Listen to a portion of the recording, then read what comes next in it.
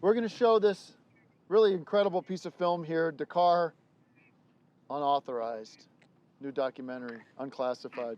Thanks, Vinny. All the best. Let's keep in touch. Now that I know your number, I'll keep in touch. Yeah, absolutely. Nice to hear from you, man. Oh. Yeah, this is the Dekkar Unauthorized documentary. This is how we started. Dekkar, it means brotherhood, rock and roll,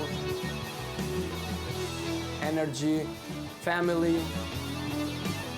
There's always been coming from me the root, and from the root grows a forest. The moment, the real moment where we started putting our guitars together, It was just magic already, right away. I remember one day he told me, I think you could be a star. It's almost like, well, we didn't even go away.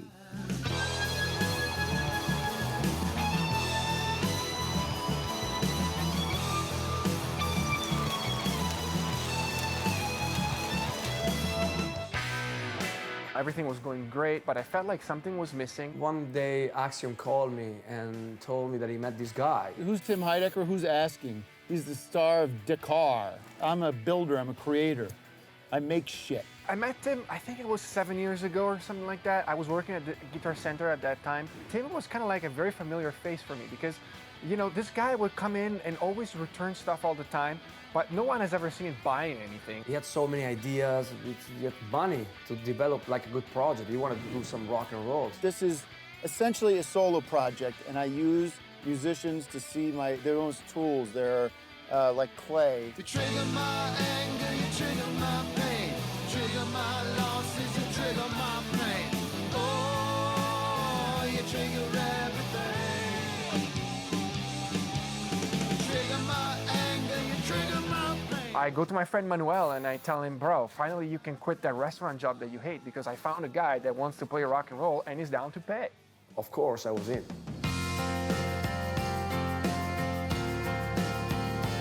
You know, we started talking about music and I thought it was a very cool guy. Tim, it's such a great musician. Like his arm and soul are like just so rock and roll. Artistry, whether it's sculpture, painting, music, how to do different drum loops. It's kind of like when you find the love of your life in a way.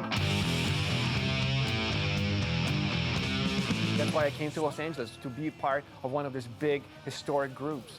That's why I came all the way from Italy to here, to meet these kind of people like Tim. There was something always missing, and I think that Tim provided this missing puzzle piece. Let's just get this straight. Dekkar is a solo project. It's gracious. You see Dekkar, D-E-K-K-A-R. My last name, Heidecker, H-E-I-D-E-C-K-E-R. You take the E, make it an A, take the C, make it a K. And that's what we've been doing.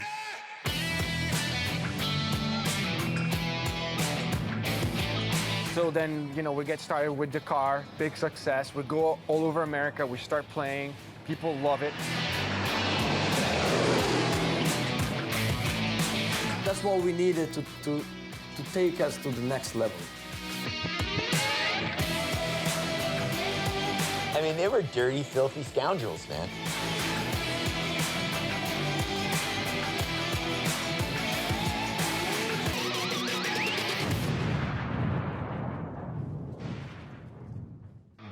Tim had a lot of ups and downs all over the years.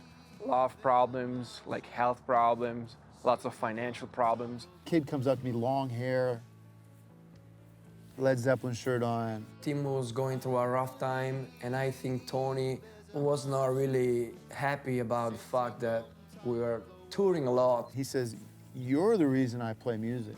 And I was like, huh? This kid, who's the #1 guitar player in this region, this area? But, you know, for me, because I know who he is deep down and is my brother. As brother, we stand side by side and we help each other, and we always support each other because things happen and mistakes happen and brother fight, but they always make it up at the end. We're the reason he's playing. You know, that's why we do it.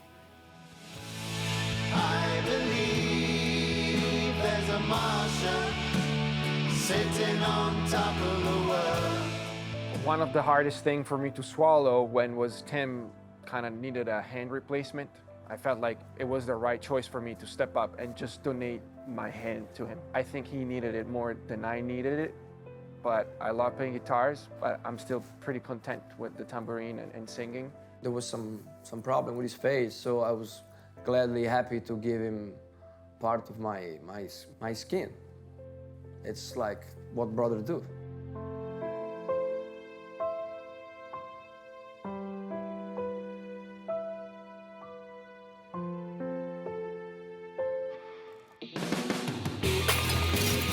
One of the happiest days ever since, you know, we made this project with Tim was the day when he called me and he was like, Ax, you won't believe this. Empty Bottle is #1 download. And I'm like, holy crap. I'm like an empty bottle, drained of everything left in my mind. I wrote that song like so many years ago back in high school, and I thought it would never go anywhere. We were confident the team was gonna lead us to that point. That's the dichotomy of that song. That's the mystery of that song that no one seems to understand. I couldn't believe that we actually made it to that point.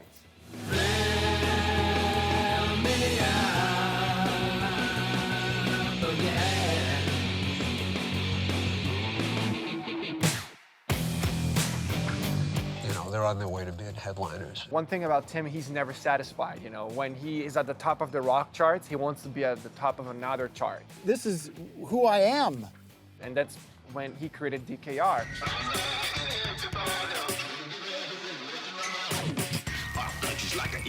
I think when things started to get a little bit weird is when we started having Michael. At that point, you know, rap, I don't know, that wasn't really my thing. I love to see the progression and the changes in the car. I don't care if it's rock and roll, I don't care if it's sculpture, I don't care if it's the work I'm doing with High Points. I'm a creator, I'm an artist. I take the materials, the tools in front of me, and I make art out of it.